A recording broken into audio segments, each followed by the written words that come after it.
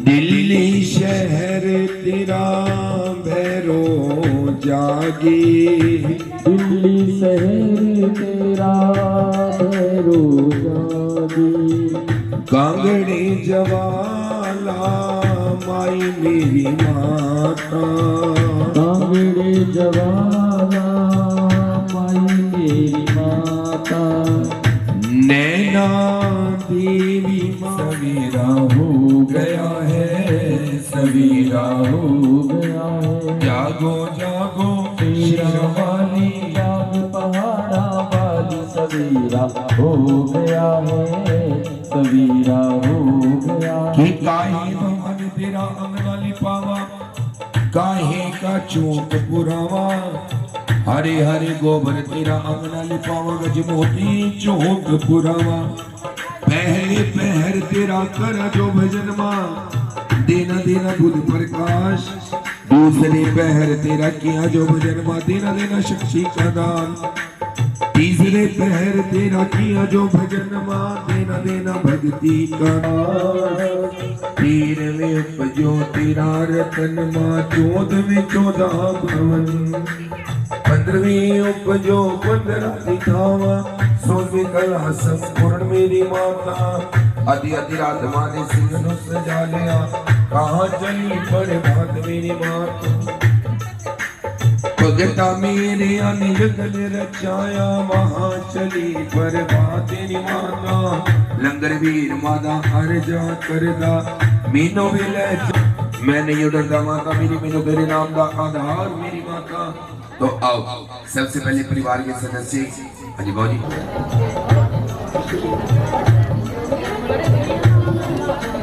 Area जब तो cut जावा ये सर पे रख लो कुछ आप। गढ़गाल लायो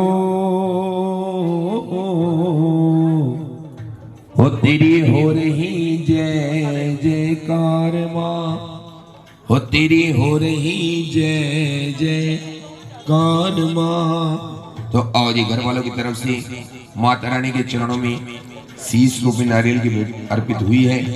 जिन जिन भक्तों के पास नारियल है वो भी अपने अपने नारियल लेकर माता रानी के श्री चरणों में खड़े हो जाएंगे। सभी भक्तजन मिलकर माता रानी के चरणों में नारियल की भेंट अर्पित कर रहे हैं।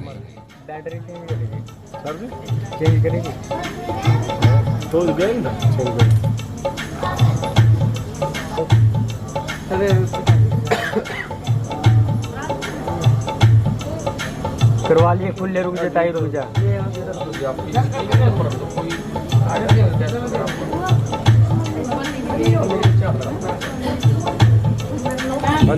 बोलिए सच्चे दरबार की। तो आओ जी सबसे पहले सभी भक्तों को नारियल की कथा के बारे में बताते हैं कि माँ ने ये नारियल की भेंट लेना कहाँ से स्वीकार किया। बैठ जाओ बेटा, बैठ जाओ। भक्तजनों, दिल्ली शहर के पास नरेला के नंदलाल जी भगत हुआ करते थे। बेटा शोर मत करो यहाँ पे बैठ के, ठीक है। अपना शीश उतार कर माता रानी के चरणों में चढ़ा देना। कह दो सच्चे दरबार की। नंदलाल की बुजुर्ग अवस्था में आ जाते हैं, बुढ़ापा आ जाता है, शीश पर दे मारते हैं और अपना शीश अपने धड़ से अलग कर लेते हैं। भक्तजनों कह दो सच्चे दरबार की। माँ कंजक रूप बनाकर नंदलाल जी के घर में प्रवेश कर जाती है कि पांव पलक में शीश मिलायो धरना लायो तेरी हो रही जय जय कार। पलक झपकते ही नंदलाल जी का शीश उनके धड़ से मिला दिया जाता है। कह दो सच्चे दरबार की। माँ कहने लगी कि नंदलाल मैं तेरी भक्ति से बहुत ही ज्यादा खुश हूं, तू मांग आज मुझसे क्या मांगना चाहता है। तो ऐसा शीश तो बड़ी दूर की बात है, अगर माँ हमसे ये कहे कि अपनी छोटी उंगली मुझे दे दो, हम वो भी नहीं दे सकते। क्यों? क्योंकि उस समय में जो भक्ति हुआ करती थी भक्तजनों, सच्ची लगन की भक्ति हुआ करती थी। जो आज भक्ति होती है एक झूठे मन से भक्ति होती है कि झूठी दुनिया से मन को हटा ले, नसीबा तेरा जाग जाएगा। इस दुनिया के मोह प्यार ममता में पारिवारिक लाइन में हम इतना डूब चुके हैं, माँ का नाम लेना भूल चुके हैं। भक्तजनों कहते हैं कि दुख में सिमरन सब करें, सुख में करे ना कोई, जो सुख में सिमरन करे तो दुख काहे करे।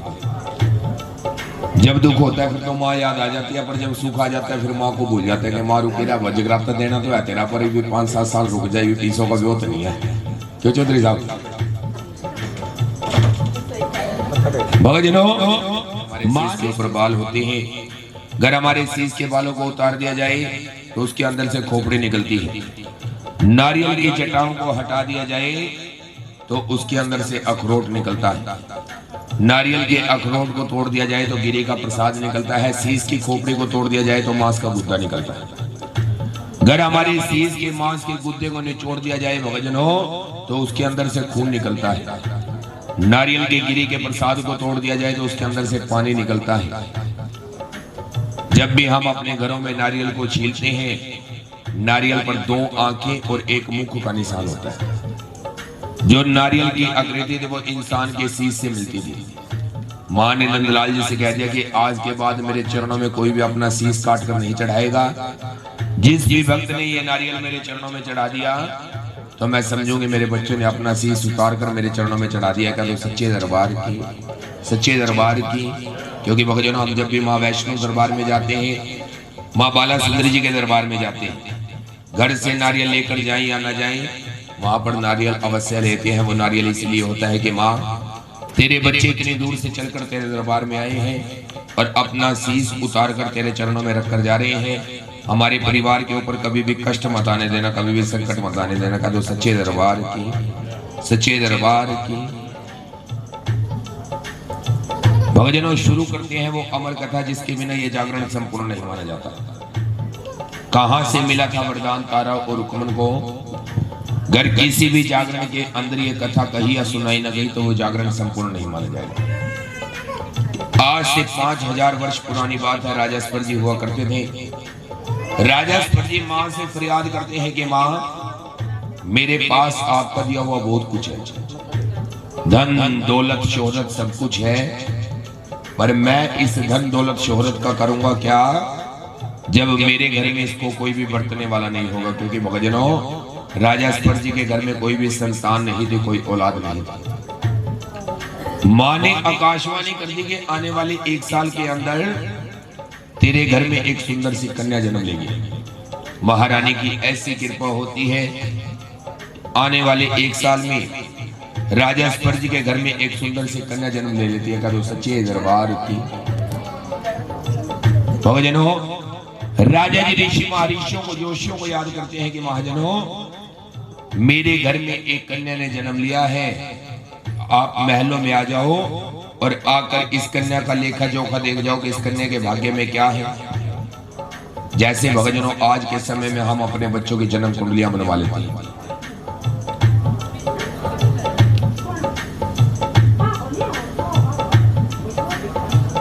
कोई बात नहीं, बातें बाद में कर लियो, पहले कथा सुनो। क्योंकि भक्तजनों कथा के अंदर बैठकर ना तो कभी बातें करनी चाहिए ना कभी सोना चाहिए। अगर आप, मैं ये नहीं कहता कि इसी कथा की बात करो, नहीं, कहीं पर भी जाओ, श्रीमद् भागवत कथा के अंदर जाओ भक्तजनों, या तारा और रुक्मण की कथा में बैठे, अगर आप कथा के अंदर बैठकर बातें कर कर अपने घर जाते हो तो यहां पर बैठने का कोई फायदा नहीं है। यहां से आप पुण्य कमाकर बिल्कुल नहीं लेकर जाओगे। कह दो सच्चे दरबार की, सच्चे दरबार की। कहते हैं कि आती हैं ऐसी कीमती रातें, कभी कभी होती हैं महारानी से मुलाकातें, कभी कभी जागरण के अंदर चौकड़ी लगाकर बैठो, झोली फैलाकर बैठो, क्या पता माँ किस समय किस भक्त की गोद में फल डाल दे भक्तजनों। का तो सच्चे दरबार की, सच्चे दरबार की। और हो सके तो ये मेरे भाई चेयरों पे बैठे हैं, आप भी अगर मजबूरी है तो बैठे रहो, कोई बात नहीं। अगर नहीं मजबूरी है तो नहीं, मजबूरी है तो माता रानी की गोद में आकर बैठे कि ऊंचे सिंहासन बैठकर सबका मुजरा ले, जिसकी जैसी भावना मां उसको वैसा ही फल दे। क्योंकि आज हमने ऊंचा सिंहासन माता रानी का सजाया हुआ है भक्तजनों, हम इसकी बराबरी नहीं कर सकते। क्या तो सच्चे दरबार की, सच्चे दरबार की भक्तजनों। जैसे ही ऋषि महर्षि महलों में आते हैं, सभी अपने ग्रंथों को खोलते हैं। राजा जी से कहने लगे कि राजा जी, तारों की छाया में पलने वाली कन्या का चमका हुआ है सितारा, और राजा जी इस कन्या का नाम रख दो तारा। राजा स्पर जी इस कन्या का नाम तारा रख देते हैं। महारानी की ऐसी कृपा होती है कि आने वाले 1 साल में राजा स्पर जी के घर में एक और कन्या जन्म ले लेती है। कदो सच्चे दरबार की। राजा जी दोबारा फिर ऋषि महर्षि को, जोशियों को याद करते हैं कि महाजनों, मेरे घर में एक और कन्या ने जन्म लिया है, आप महलों में आ जाओ और आकर इस कन्या का लेखा जोखा भी देख जाओ कि इस कन्या के भाग्य में क्या है। जैसे ही ऋषि महर्षि महलों में आते हैं, सभी अपने ग्रंथों को खोलते हैं, सभी चुपचाप बैठ जाते हैं। राजा जी कहने लगे कि महाजनों, आपने तारा के बारे में बताने में तो 5 मिनट का समय लगाया था, इस कन्या के भाग्य में ऐसा क्या है? आप सभी चुपचाप बैठ गए। ऋषि कहने लगे कि राजा जी, भीलों के घर में पलने वाली तेरे कुल को दाग लगाएगी। राजा, तेरा जितना भी राजपाट है सब नष्ट पुष्ट कर जाएगी। ये बात सुनते ही राजा जी तलवार निकाल लेते हैं भक्तजनों। ऋषि कहने लगे कि राजा जी ये क्या कर रहे हो? राजा जी कहने लगे कि मैं इस कन्या को यहीं पर मार दूंगा, ना तो ये कन्या जीवित रहेगी और ना ही मेरा राजपाट नष्ट पुष्ट होगा। ऋषि कहने लगे कि राजा जी, एक कन्या को मारना यानी कि आपकी 7 कुलों की लाज नरकों में जाएगी। राजा, जो तेरी 7 पीढ़ियां बीत चुकी हैं उनको भी नरक भोगना पड़ेगा। और बात सही है भक्तजनों, आज ऐसा समय आ चुका है, हम अल्ट्रासाउंड के माध्यम से पता लगा लेते हैं कि घर में बेटा पल रहा है या बेटी पल रही है। घर में बेटी पल रही होती है तो हम उसको गर्भ में मरवाने की कोशिश करते हैं, पर हमें ये नहीं पता कि हम कितने पापों के अधिकारी बन रहे हैं। क्योंकि ओस की बूंद सी होती है बेटियां, जरा भी दर्द हो माँ बाप को तो रोती हैं बेटियां। बेटा रोशन करता है एक कुल को, पर 2-2 कुलों की लाज रखती है बेटी। भक्तजनों, राजा जी कहने लगे महाजनों, कन्या का क्या किया जाए? ऋषि कहने लगे कि राजा जी, चंदन की लकड़ी का संदूक बनवा लो, संदूक पर हीरे मोती जवाहरात जड़वा दो, कन्या को संदूक के अंदर लेटा दो, जल में प्रवाह कर दो। राजा, कन्या को मरना होगा मर जाएगी, बचना होगा बच जाएगी, पर आपके कुलों की लाज नरकों में नहीं जाएगी। भक्तजनों, राजा जी ने चंदन की लकड़ी का संदूक बनवा लिया, संदूक पर हीरे मोती जवाहरात जड़वा दिए। एक दिन की कन्या को संदूक के अंदर लेटा दिया जाता है। वो कन्या जल में बहती जा रही है, माँ से फरियाद कर रही है कि माँ, या तो मेरे इस बेड़े को पार लगा दो या फिर मुझे यहीं पर जल समाधि दे दो ताकि मैं मर जाऊं और ये दुनियादारी ना देख सके। वो कन्या अपने लिए अपना बेड़ा पार लगवा रही है। हम भी आज माता रानी के श्री चरणों में बैठे माँ से फरियाद करेंगे कि माँ, हम हर रोज ना जाने अनजाने में इस कलयुग की नदी के अंदर डूबते जा रहे हैं। हमारा भी इस कलयुग की नदी से बेड़ा पार लगा दो। कौन कौन अपना बेटा पार लगवाएंगे? सभी लगवाएंगे, सभी मिलकर कहो पार करो मेरा बेड़ा भवानी, पार करो मेरा बेड़ा। सुबह सुबह के समय एक पंडित जी गंगा स्नान के लिए गंगा जी पर जा रहे हैं और उनकी नजर संदूक पर पड़ जाती है। पंडित जी सोचते हैं कि आज तो गंगा जी में हीरे मोतियों से जड़ा हुआ संदूक बहता जा रहा है, अगर ये संदूक मेरे हाथों लग जाए मुझे तो सारी जिंदगी धन दौलत कमाने की जरूरत नहीं है। जब इसके ऊपर माल खजाना धन दौलत लदा हुआ है, अंदर तो क्या पता कितनी धन दौलत होगी, क्योंकि लालच एक बुरी बला। जैसे ही पंडित जी संदूक को निकालने के लिए गंगा जी में छलांग लगाते हैं, भक्तजनों संदूक आगे आगे बहता जा रहा है। पंडित जी तैरते तैरते गंगा जी में उस स्थान पर पहुंच जाते हैं जहां पर उनको लगता है कि अब तो मेरी जान जाने का खतरा है, क्योंकि वहां पर पानी बहुत ही ज्यादा गहरा होता है। पंडित जी सोचते हैं कि धन दौलत माल खजाना हाथों लगे या न लगे, सबसे पहले अपनी जिंदगी बचाता हूं। जिंदगी रहेगी तो धन दौलत तो सारी उम्र कमाना है, जिंदगी नहीं रहेगी तो धन दौलत का भी क्या करना। पंडित जी गंगा जी से बाहर आ जाते हैं और उनकी नजर एक भील पर पड़ती है। भील को आवाज लगाते हैं कि भील मेरी बात सुनो। भील सोचने लगा कि आज पंडित जी सुबह सुबह मुझे आवाज लगा रहे हैं, घर इनको मैं दिन में कहीं पर भी मिल जाता था, 3 बार स्नान किया करते थे कि ना जाने किस अछूत से मेरा पाला पड़ गया, पर आज पंडित जी को कुछ संदूक से बाहर निकालते हैं, छाती से लगाते हैं, घर की तरफ चल देते हैं। घर जाकर अपनी घरवाली को आवाज लगाने लग जाती है कि देखो भाग्यवान, मैं आज कितनी सुंदर कन्या अपने घर में लेकर आया। भील की घरवाली कहने लगी कि हर रोज सुबह सुबह किसी न किसी का बच्चा उठा कर ले आते हो, सारा दिन वो बच्चा मेरे पास रहता है, शाम को वो बच्चा उसकी माँ को वापस लौटा आते हो, रात को मेरे दिल पर क्या गुजरती है जब सारी रात मेरा बिस्तर मेरे बच्चे के बगैर सोना पड़ा रहता है। क्योंकि भक्तजनों, चाहे घर कितना अमीर क्यों ना हो, अगर उस घर में औलाद नहीं वो घर गरीब माना जाता है। चाहे घर कितना गरीब क्यों ना हो, अगर उस घर में औलाद हो वो घर अमीरों से भी अमीर माना जाता है। क्या तो सच्चे दरबार की, सच्चे दरबार की। हम ये तो कह देते हैं कि हमारे बच्चे शोर करते हैं, पर वो शरारतें भक्तजनों सिर्फ 10 या 12 साल तक होती है। जैसे ही बच्चा समझदार हुआ, शरारतें अपने आप बंद हो जाती है। और मैं तो माता रानी से गुजारिश करता हूँ, फरियाद करता हूँ कि माँ ये रौनकें हर एक घर में लगा कर रखो। माता रानी आपकी अति कृपा होगी। क्या तो सच्चे दरबार की, सच्चे दरबार की। भक्तजनों, भील कहने लगा कि नहीं, आज मैं ये कन्या किसी और की नहीं लेकर आया, माँ ने हमें ये कन्या दी। भील की घरवाली कहने लगी कि माँ ने हमें ये कन्या तो दे दी, पर इसका पालन पोषण कैसे होगा। भील कहने लगा कि जब उसने कन्या दिया तो पालन पोषण भी वो खुद करेगी। कन्या को गोद में लेकर माँ के मंदिर के सामने बैठ जाओ, अगर इसकी कृपा हुई तो पालन पोषण होना शुरू हो जाएगा।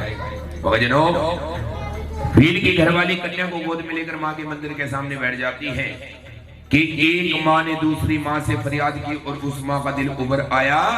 जैसे ही भील की घरवाली ने कन्या को अपनी छाती से लगाया, भील की घरवाली की छातियों से दूध उतर आता है। भक्तजनों का तो सच्चे दरबार की, सच्चे दरबार की। और कन्या का पालन पोषण होना शुरू हो जाता है।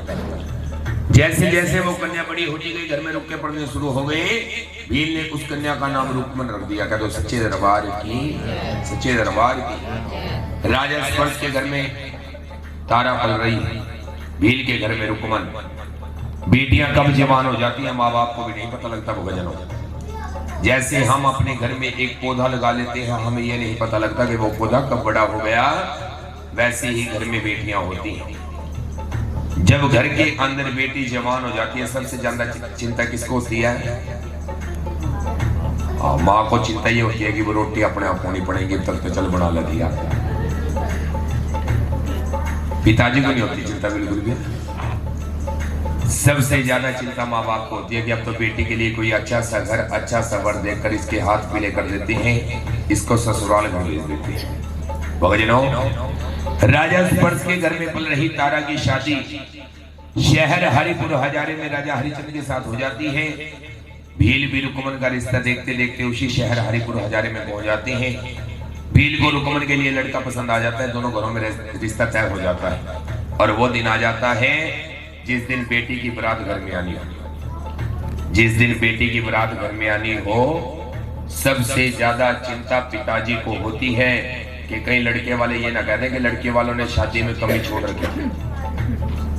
पर उनको ये नहीं पता होता भगजनों कि उस शादी में एक पिताजी की सारी जिंदगी की पाई पाई जुड़ी हुई है। कभी सच्चे दरबार की, सच्चे दरबार की बड़े ही अच्छे ढंग से वीर बरातियों का सगन स्वार्थ करते हैं। रुकमन के फेरे हो जाते हैं, रुकमन की डोली तैयार हो जाती है।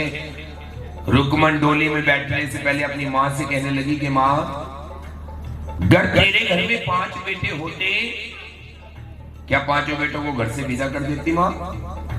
तेरे पास एक बेटी है, इस एक बेटी को भी तो घर से विदा कर रही है। हम बेटियों ने कौन से कसूर कर रखे हैं माँ? हमें अपनी आधी जिंदगी अपने मायके में गुजारनी पड़ती है और आधी जिंदगी अपने ससुराल में गुजारनी पड़ती है। भगजनों, कितने सुंदर शब्दों में वो बेटी अपनी माँ से विदाई ले रही है। हम भी उस बेटी को वैसे ही विदा करेंगे जैसे हम अपने घरों से अपनी बेटियों को विदा करते हैं। बेटियों के बारे में कवि ने कितने सुंदर शब्दों में लिख दिया, बाबुले की दुआएं लेती जा, जा तुझे को सुखी संसार मिले। बाबुल की दुआएं लेती जा, जा तुझको सुखी संसार मिले। मायके की कभी ना याद आई, ससुराल में इतना प्यार मिले। मायके की कभी ना याद आए, ससुराल में इतना प्यार मिले। नाजों से तुझे पाला मैंने, कलियों की तरह, फूलों की तरह। नाजों से तुझे पाला मैंने, फूलों की तरह, कलियों की तरह। बचपन में झुलाया है तुझको, बाहों ने मेरी झूलों की तरह। मेरे बाग की ऐना झुक डाली, सदा तुझको नहीं बाहर मिले। मायके की कभी ना याद आई, ससुराल में इतना प्यार मिले। मैं सभी माताओं बहनों से एक ही गुजारिश करता हूँ कि अगर आप व्रत रखो ना, किसी भी चीज का व्रत रखो, क्योंकि सबसे ज्यादा व्रती रहती हैं माताएं बहनें। सोमवार का व्रती, माँ संतोषी का व्रती, मंगलवार का व्रती। व्रत रखो तो निर्जला एकादशी जैसे व्रत रखो, नहीं तो व्रत रखने का कोई फायदा नहीं है। सुबह तो घर वालों ने उठाकर अपने मुख में डाल लेती है, बाद में याद आता है कि हो कितनी बड़ी भूल तुझसे हो गई। तूने तो आज एकादशी का व्रत रखा हुआ था और अन्न अपने मुख में डाल लिया, तेरे तो व्रत आज भंग हो गया, भ्रष्ट हो गया। घर आकर बड़ी बहना को बताती है कि बहना, मैंने दुकान पर कुछ चावल के दाने उठाकर अपने मुख में डाल लिए। ये बात सुनते ही बड़ी बहना को गुस्सा आ जाता है कि जान नीचनी, तूने नीचे वाला कर्म कर दिया। तूने आज एकादशी वाले दिन चावल खा लिया तो समझ तूने कीड़े मकोड़े खा लिए। जा, मैं तुझे श्राप देती हूँ, तेरा जन्म कीड़े मकोड़े खाने वालों में होगा। कौन खाते हैं कीड़े मकोड़े? छिपकली। बड़ी बहना ने छोटी बहना को श्राप तो दे दिया। छोटी बहना कहने लगी, मैंने मेरा उद्धार कैसे होगा? बड़ी बहना कहने लगी कि आने वाले द्वापर युग में पांडव माँ के नाम का एक भवन बनाएंगे। अगर तूने अपनी जान देकर भक्तों की जान को बचा दिया तो तेरा उद्धार हो जाएगा।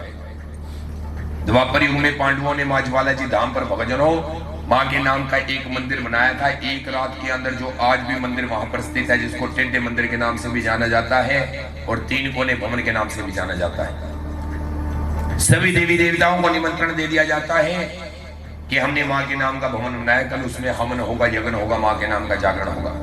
पर दुर्वासा ऋषि जी को न्योता देना भूल जाते हैं। दुर्वासा ऋषि जी बैठे बैठे सोचते हैं कि पांडवों ने माँ के नाम का भवन तो बनवा दिया, पर उनका हवन, यज्ञ, जागरण संपूर्ण मैं नहीं होने दूंगा। दुर्वासा ऋषि जी एक बाज का रूप बनाते हैं, मरा हुआ सांप अपनी चोंच में उठाते हैं भक्तजनों, उस पेड़ पर जा बैठते हैं जहां पर नीचे खीर का प्रसाद तैयार हो रहा होता है, भंडारा तैयार हो रहा होता है। प्रतीक्षा कर रहे हैं कि कब प्रसाद बनाने वाले यहाँ से इधर उधर हो और कब ये मरा हुआ सांप मैं इस खीर के प्रसाद के अंदर छोड़ दूं, ताकि जो भी प्रसाद को खाएगा वो ही, क्योंकि सांप बहुत ही ज्यादा जहरीला होता है। जैसे ही भक्तों की आवाज आती है कि सभी भक्तजन हवन की संपूर्ण आहुति के लिए आ जाओ, प्रसाद बनाने वाले भी हवन की संपूर्ण आहुति के लिए चल देते हैं, पर जाते जाते प्रसाद को ढकना भूल जाते हैं। दुर्वासा ऋषि जी मौके का फायदा उठाकर मरा हुआ सांप खीर के प्रसाद के अंदर, ये सब दृश्य वहां पर दो आंखें देख रही थी। किसकी आंखें थी? वो छिपकली मां से फरियाद करती है कि मां, या तो आज मुझे कुछ देर के लिए छुपा दे, ताकि मैं तेरे भक्तों को कह सकूं कि इस प्रसाद के अंदर मरा हुआ सांप पड़ा है, या फिर मां मुझे इतनी शक्ति दे दे कि अपनी जान देकर मैं तेरे सभी भक्तों की जान बचा सकूं। जैसे ही प्रसाद बनाने वाले प्रसाद के पास आते हैं भक्तजनों, छिपकली मां के नाम का जयकारा लगाकर खीर के प्रसाद के अंदर छलांग लगा देती है। क्या तो सच्चे दरबार की छिपकली हल्की होने के कारण खीर के ऊपर ही तैरती रहती है, जो सबको दिखाई देती है। मरा हुआ सांप भारी होने के कारण खीर के जो किसी को भी दिखाई, भगवान छिपकली को श्राप दे डालते हैं कि जा नीचे, तूने नीचों वाला कर्म कर दिया, हम तुम्हें श्राप देते हैं, तुम्हारा जन्म नीचों के घर में होगा, भीलों के घर में होगा। भक्तों से कह दिया कि इस प्रसाद को बाहर मत फेंकना, अगर ये बाहर फेंक दिया किसी पशु या पक्षी ने भी खा लिया तो वो भी मर जाएगा, क्योंकि छिपकली भी बहुत ही ज्यादा। एक खड्डा खोद लेना, प्रसाद को खड्डे में डाल देना, ऊपर से मिट्टी डाल देना। जैसे ही भक्तों ने खड्डा खोदा, प्रसाद की कढ़ाई को पलटने लगे भक्तजनों, जो छिपकली ऊपर थी वो नीचे चली जाती है, मरा हुआ सांप जो नीचे था वो। जैसे ही मां का ध्यान लगाते हैं, सारा दृश्य सामने आ जाता है कि ये तो सब किया धरा दुर्वासा ऋषि जी का है। छिपकली तो एक भक्त नहीं थी, ये तो एक मां की साध्वी थी, जिसने अपनी जान देकर हम सब भक्तों की जान को बचाया है। दिया हुआ श्राप वापिस तो नहीं ले सकते। छिपकली को एक वरदान देते हैं, इसका जन्म तो किसी राजा के यहाँ पर होगा, पर इसका पालन पोषण भीलों के घर में, नीचों के घर में होगा। वो छिपकली राजा स्पर्श के घर में दूसरी कन्या बनकर जन्म लेती है भगवान, जो कि वहां से जल प्रवाह कर दी जाती है, भीलों के घर में पाली जाती है, वहां से भी विदा हो जाती है। क्या तो सच्चे दरबार की रुकमन को अपने पिछले जन्मों की कहानी याद आ जाती है। तारा रानी रुकमन से कहने लगी कि बहना, तूने आज के बाद मेरे घरों में, मेरे महलों में झाड़ू और पोछा नहीं लगाना है, तूने हर रोज नहा धोकर आना है, अपने केसों के साथ मेरे माँ के भवन की सफाई करनी है और अपने घर चले जाना है। भक्तजनों, जो ये सबसे पहली प्रथा लागू हुई थी, सबसे पहले रुकमन ने अपने बालों के साथ माँ के भवन की सफाई की थी। उसके बाद जितनी भी माताओं बहनों में माँ का रहम आता है, ये आपने देखा भी होगा किसी भी कीर्तन सत्संग जागरण के अंदर, चाहे वो भक्त कितनी ही दूर क्यों ना बैठे हों, वहां से माँ के भवन में आते हैं, उनके बाल, उनके केस कितने ही कसकर भरे क्यों ना हो, यहाँ पर आकर वो बाल अपने आप ही खुल जाते हैं और वो अपने बालों के साथ माँ के भवन की सफाई करते हैं और माँ के नाम की पैसे लगाते हैं। क्या तो सच्चे दरबार की, सच्चे दरबार की। भक्तजनों, रुकमन ने हर रोज नहा धोकर आना, अपने केसों के साथ माँ के भवन की सफाई करनी और अपने घर चले जाना। तारा रानी ने माँ के भवन में माँ के नाम का जागरण करवा रखा है, और उस समय में माँ कालका के जागरण हुआ करते थे। भक्तजनों, मांस और मदिरा का प्रसाद बनता था, बंद दरवाजे के अंदर जागरण हुआ करते थे, बाहर का कोई भी व्यक्ति जागरण के अंदर प्रवेश नहीं कर सकता था। रिश्तेदार तो बड़ी दूर की बात है, पड़ोसी तक भी जागरण के अंदर नहीं आ सकते थे। जागरण के अंदर सिर्फ जागरण मंडली वाले या परिवार के सदस्य, चाहे वो 2 हो या 4 हो, सिर्फ वो हुआ करते थे। बाहर बैठ जाती, प्रतीक्षा कर रही है कि कब दरवाजा खुले और कब मैं अपने केसों के साथ माँ के भवन की सफाई करूं। जैसे ही तारा रानी माँ की शाही आरती उतार कर भक्तजनों भवन से बाहर आती है, रुकमन कहने लगी कि बहना, सारी रात हो गई, तुम माँ माँ पुकार रहे हो, क्या देती है तुम्हें तुम्हारी माँ? तारा रानी कहने लगी, बहना, दूध वाले को दूध, पूत वाले को पूत और अंधन वाले को अंधन देती है मेरी माँ। रुकमन कहने लगी, क्या बहना मैं भी आज माँ से कुछ मांग सकती हूँ? तारा रानी कहने लगी कि बहना, मैंने माँ के भवन में माँ के नाम की शाही जोत को जगा रखा है, तूने जो कुछ भी आज माँ से मांगना है मांग ले, तेरी मनोकामना माँ जरूर पूर्ण करेगी। भक्तजनों, ये होता है गुप्त अरदास का समय। किसी के घर में कोई औलाद ना हो, किसी का कोई काम ना बनता, हाथ में कुछ भी दक्षिणा ले लो, 1 रुपया ले लो, 2 रुपया ले लो, मुट्ठी बंद कर लो, जो कुछ आपने माँ से मांगना है मांग लो।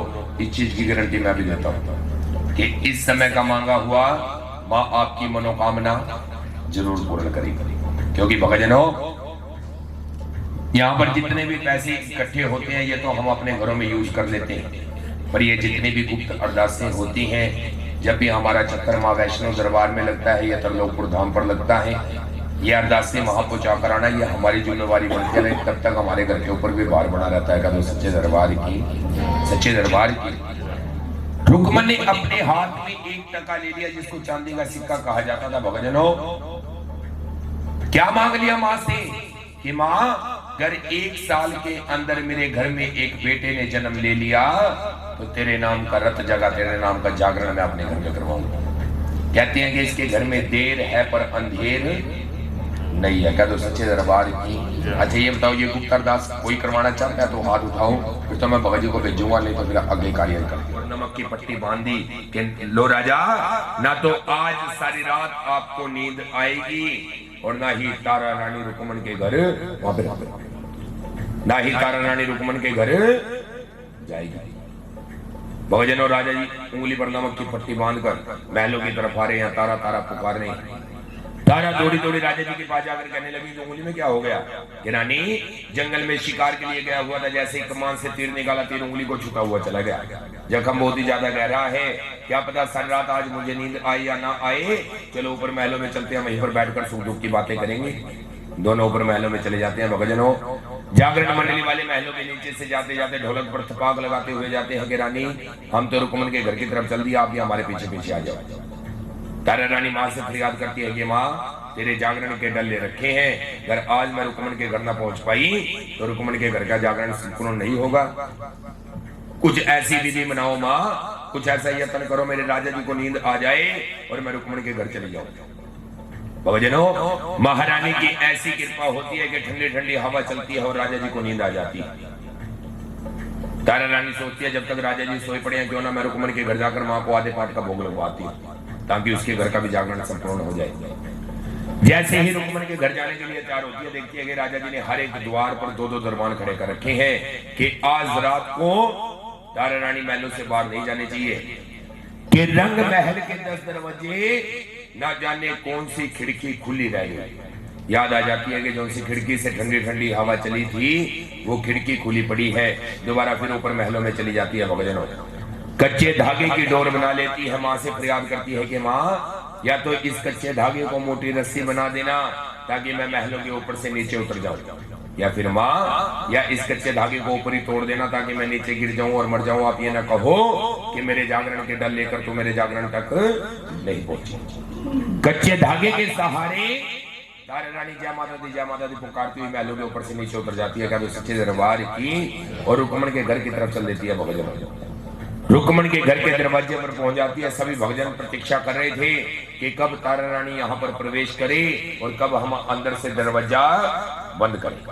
क्योंकि मैंने अभी थोड़ी देर पहले भी बताया था, उस समय में माँ काली के जागरण हुआ करते थे, मांस और मदिरा का प्रसाद बनता था, बंद दरवाजे के अंदर जागरण हुआ करते थे। भक्तजन, तारा रानी रुकमन से कहने लगी कि बहना, मुझे जल्दी जल्दी से चांदी का सिक्का दे दो, सोने का कुज्जा दे दो, ताकि मैं माँ को आधे पाठ का भोग लगा सकूं। रुकमन कहने लगी कि बहना, अभी तो तुम यहाँ पर आई हो, कम से कम 10-15 मिनट यहाँ पर बैठो तो सही, कुछ इन भक्तों की सुनकर जाना, कुछ इन भक्तों को अपनी सुनाकर जाना। जैसे ही भक्तजनों तारा रानी रुकमन के घर जागरण में बैठ जाती है और उधर महलों में राजा जी की नींद खुल जाती है। हाँ जी, एक बार आप दोनों खड़े हो। मैं भी देखता हूँ जागरण मंडली वाले अंदर करते क्या है। सारी रात माँ माँ पुकारते रहते हैं, पता नहीं उनकी माँ देती क्या है। भक्तजनों, सारा दृश्य राजा जी देख रहे हैं। तारा रानी रुकमन से दोबारा फिर कहने लगी कि बहना, मुझे जल्दी जल्दी से चांदी का सिक्का दे दो, सोने का कुज्जा दे दो, ताकि मैं माँ को आधे पाठ का भोग लगा सकूं। अगर मेरा राजा जाग गया तो मेरे नाम की मुसीबत हो जाएगी। पर उस बेचारी को क्या पता था राजा जी कहाँ पे आगे खड़े हो गए, बाहर दरवाजे। तारा रानी और रुकमन माता रानी को आधे पाठ का भोग लगा रही है। भक्तजनों, रुकमन कहने लगी कि बहना, मेरे पास ना तो चांदी का सिक्का है, ना ही सोने का कुज्जा है, मेरे पास तो ये मिट्टी का कलश है, माँ से कह दो कि इस मिट्टी के कलश को स्वीकार कर लो।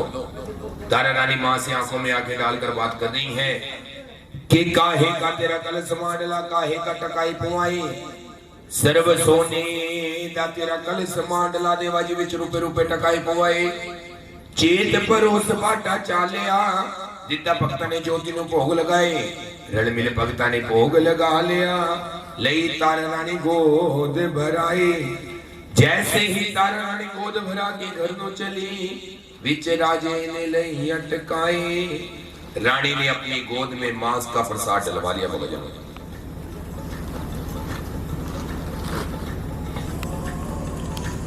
रानी कहने लगी कि मेरे राजा जी के नाम का भी प्रसाद मेरी गोद में डालो, क्योंकि मैं एक पतिव्रता औरत हूँ। पहले मेरे राजा जी इस प्रसाद को खाएंगे, उसके बाद मैं प्रसाद ग्रहण करूंगी। एक बार संगत का निमो कर लो, आप संगत का निमो।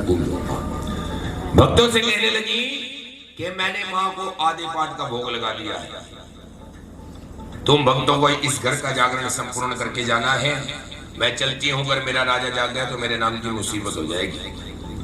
भगजन कहने लगे कि रानी आपने मांस का प्रसाद अपनी गोद में डलवाया है, क्या पता इस प्रसाद को बाहर जाकर फेंक दो, आपका तो धर्मनिष्ठ होगा नहीं, हमें तो ये प्रसाद खाकर जाना पड़ेगा, हमारा तो धर्मनिष्ठ हो जाएगा। कि रानी इस प्रसाद में से कुछ प्रसाद उठाओ, हमारे सामने खा कर जाओ, एक दो दाना उठा के खा लो जिसमें। रानी कहने लगी मैंने अपना धर्मनिष्ठ तो कर लिया, तुम भक्तों को भी अपना धर्मनिष्ठ करके यहाँ से जाना है। मैं चलती हूँ, अगर मेरा राजा जाग गया तो मेरे नाम की मुसीबत हो जाएगी। जैसे ही रुक्मण के घर के दरवाजे पर पहुंचती है, आज्ञा दीजिए आप, बस बस बस। जैसे ही भगजनों रुक्मण के घर का दरवाजा खोलती है, दंग रह जाती है, क्योंकि दरवाजे पर कौन खड़े हैं और राजा जी के हाथ में क्या है, और राजा जी पूरे गुस्से में है। भगजनों राजा जी अब गुस्से में रानी से ये पूछेंगे दिखा तेरी गोद में क्या है।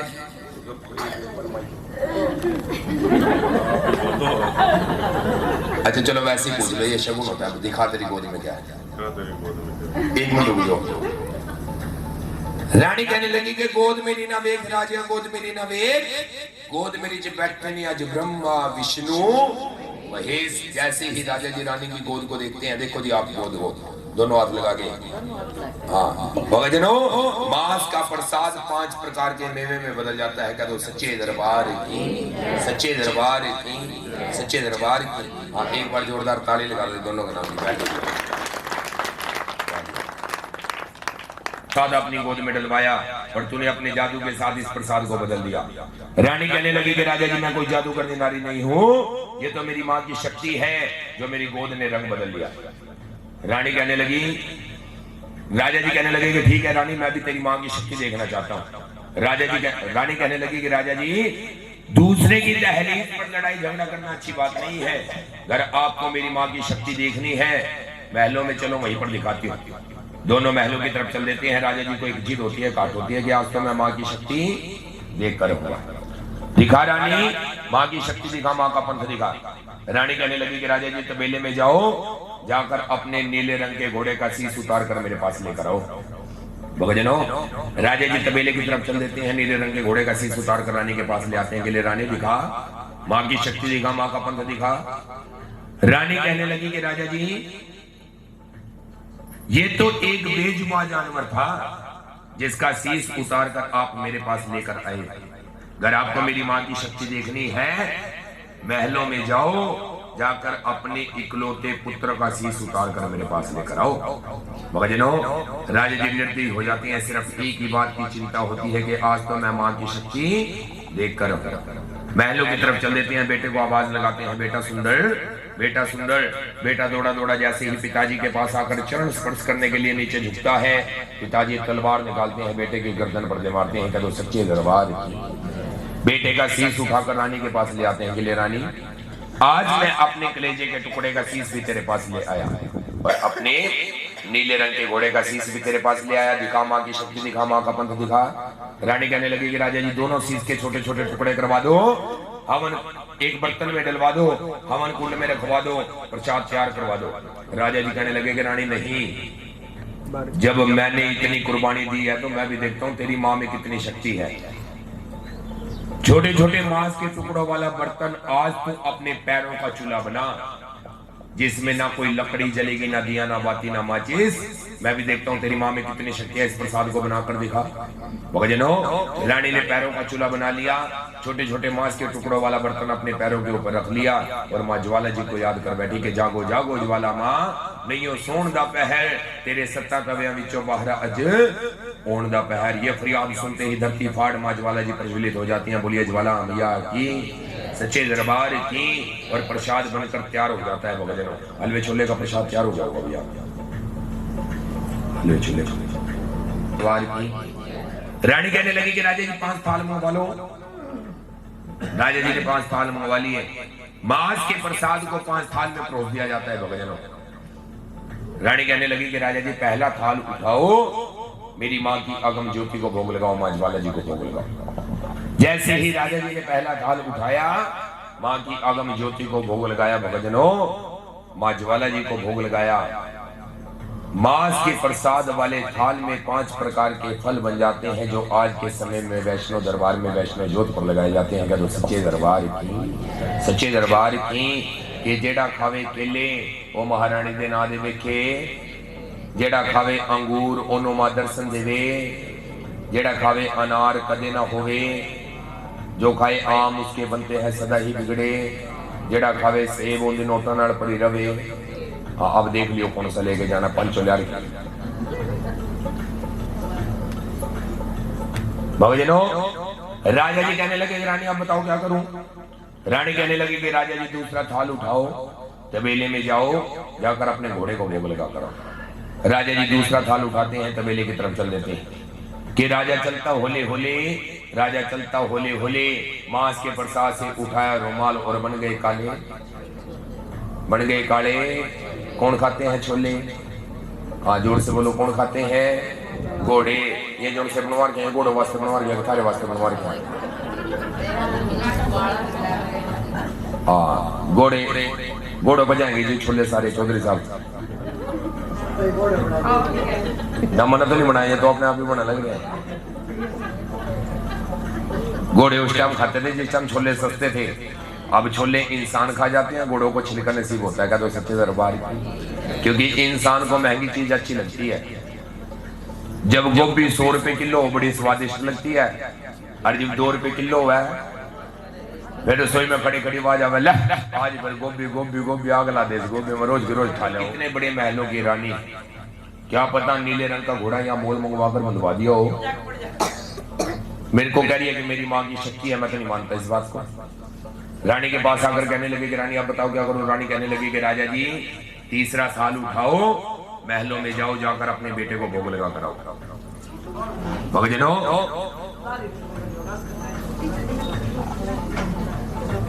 क्या तो सच्चे दरबार की। सिर्फ 2 मिनट बातें और मत करो, उसके बाद बैठ के बातें कर लेना, गद्दों का किराया पूरा हो जाएगा।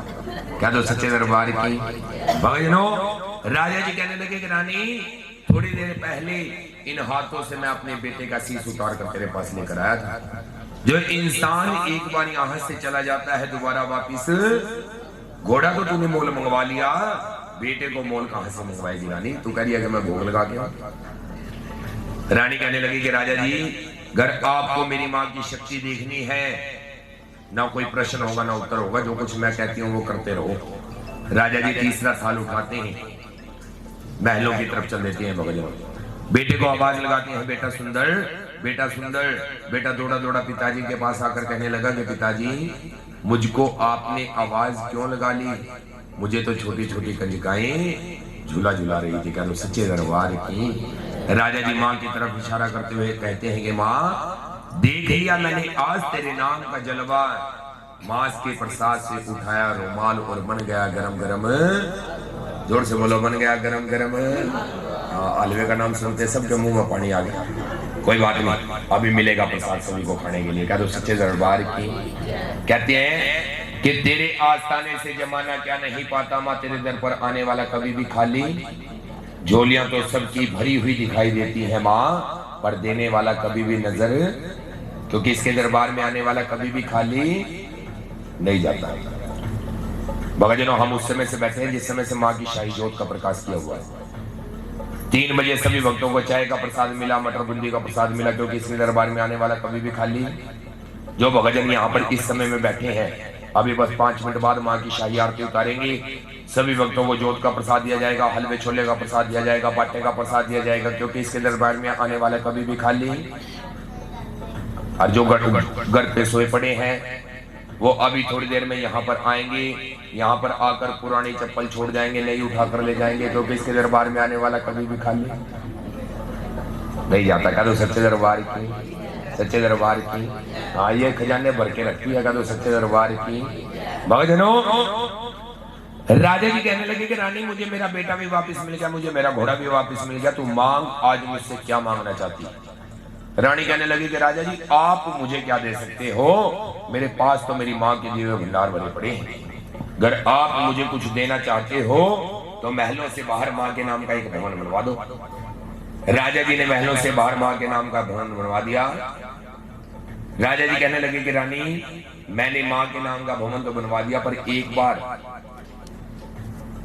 मुझे भी उस शक्ति का दर्शन करवा दे जिसका तू इतना अटूट विश्वास करती। जैसे ही तारा रानी मां का ध्यान लगाती है, भक्तजनों, मां अपना साक्षात रूप बनाकर तारा रानी और राजा जी को दर्शन देने के लिए आ जाती है। क्या जो सच्चे दरबार की। तारा रानी से कहने लगी कि तारा, आज के बाद ना तो बंद दरवाजे के अंदर जागरण होंगे, ना ही मांस और मदिरा का प्रसाद बनेगा। सामूहिक जागरण होंगे, वैष्णो दरबार सजेगा, वैष्णो ही प्रसाद बनेगा।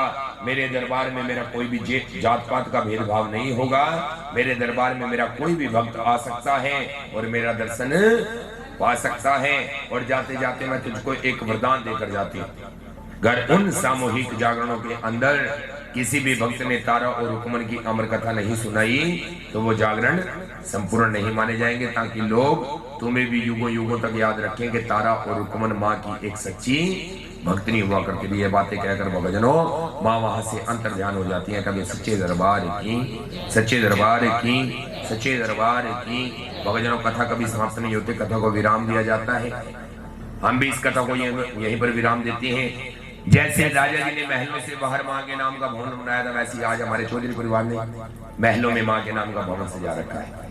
सबसे पहले माता रानी के सर पर चुन्नी उठाएंगे, उसके बाद सभी भक्तजन मिलकर माता रानी की शाही आरती उतारेंगे। उसके बाद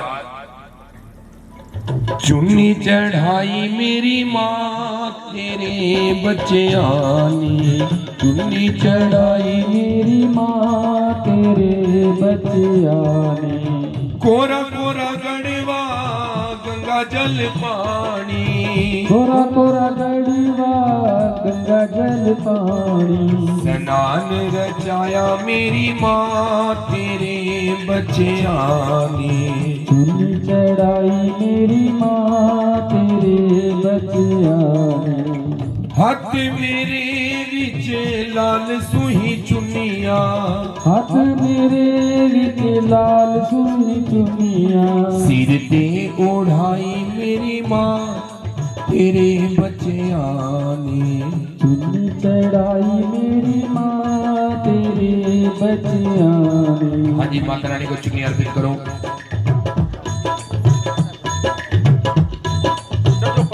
ऊपर आ जाओ, ऊपर आ जाओ। जिसे ओढ़ कर आई है माँ शेरा वाली, लाल लाल चुनरी सितारों वाली, सितारों वाली, जिसा मेरी अम्बे और भाई दिन चढ़ गया मेरी अम्बे, हो रही जय जयकार मगर विच, आरती जय माँ मेरी माँ शेरा वाली, आरती जय माँ, काहे दी मैया तेरी आरती बनावा, काहे दी मैया तेरी आरती बनावा, काहे दी पावा विच बाती मंदर विच, आरती जय माँ मेरी माँ शेरा वाली, आरती जय माँ, सर्व सोनी दी तेरी आरती बनावा, सर्व सोने की तेरी आरती बनावा,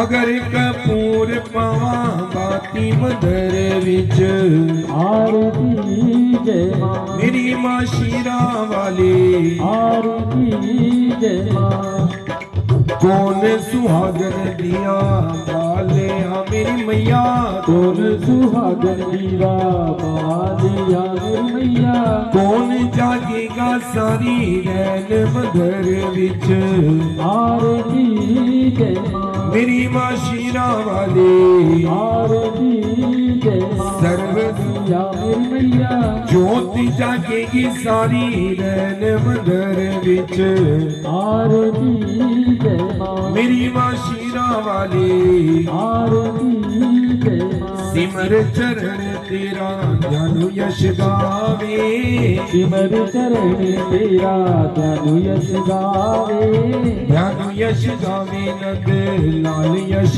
गावे रखबाने वाली लाज मगर विच आरती जय मां मेरी मां शीरा वाली आरती जय मां हो जय देवा हो री जय देवा हो जय देवा होरी जय देवा मात मेरी को जय देवा हनुमत जी को जय देवा शिव शंकर को जय देवा माँ गोरा को जय देवा जय देवा हो री जय देवा हो जय देवा होरी जय देवा आज तो बधाई बाजे रंग महल में आज तो बधाई बाजे रंग महल में रंग महल में रंग महल में रंग महल में रंग महल में रंग महल में रंग महल में ओ आज तो बधाई बाजे रंग महल में आज तो बधाई बाजे रंग महल में राम और लक्ष्मण आए रंग महल में राम और लक्ष्मण आए रंग महल में माँ सीता को साथ लाए रंग महल में माँ सीता को संग लाए रंग महल में माँ सीता की पायल खनके रंग महल में माँ सीता की पायल बाजे रंग महल में रंग महल में रंग महल में रंग महल में रंग महल में रंग महल में रंग महल में गुरु महाराज आए रंग महल में गुरु महाराज आए रंग महल में सारी संगत को साथ लाए रंग महल में सारी संगत को साथ लाए रंग महल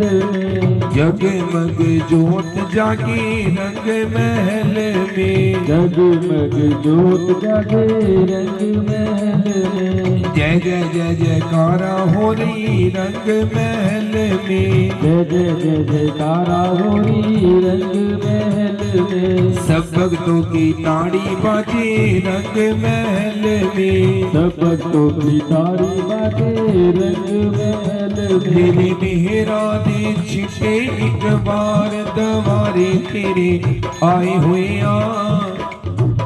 दे छिटे एक बार दवारे तेरे आए हुए मेहरा दे छिटे एक बार दवारे तेरे आए हुए दे मेरा दे छिटे एक बार दवारे तेरे आए होते हो तेरा यज्ञ संपूर्ण हो गया हो तेरी हो रही जय जयकार हो तीनों ब्रह्मा ती विष्णु ते आवदे मां ते आवदे नाले होर ते आवे भोलाना के जागा तेरा फिर होवेगा के मेला तेरा फिर होवेगा सोम सोम दे परे भंडार तेरे मंगल मेहर दा बख्शो दान माता बुद्ध बुद्धि दे विच प्रकाश होवे वीर वीरता दा बख्शो दान माता शुक्र शुक्र करा तेरा हर वेले शनि शांति दे हो समान माता ऐतवार विश्वास यकी होवे सदा बने रहे श्रद्धा ते विश्वास माता हे माता मातेश्वरी सर्व सुखों की खान माँ देवन वाली एक है और मांगे कुल जहान आज भी तेरा आसरा कल भी तेरी आस घड़ी घड़ी माँ आसरा छे रुतवा रामास दाती के दरबार में खड़े सभी हाथ जोड़, माँ देवन वाली एक है और मांगे लाख करोड़। हे मैया इतना दीजिए, जामे कुटुंब समाए, मैं भी भूखा ना रहूं, घर आया साध साथ भी भूखा जाए। जय कराम शेर वाली दा, बोल सच्चे दरबार की जय। जय कराम वैष्णो रानी दा, बोल सच्चे दरबार की जय जय। कराम बाला सुंदरी जी का, बोल सच्चे दरबार की जय। जय कराम ज्वाला रानी का, बोल सच्चे दरबार की जय। जय करे वीर बजरंगी। हर हर महादेव। हे माई मेरी सच्ची जगह जो तमाली माता तेरी, तेरी सदा ही धरती जय। माता तेरी, सदा ही जय। भक्त और भगवान की बोलिए, नगर खेड़े महाराज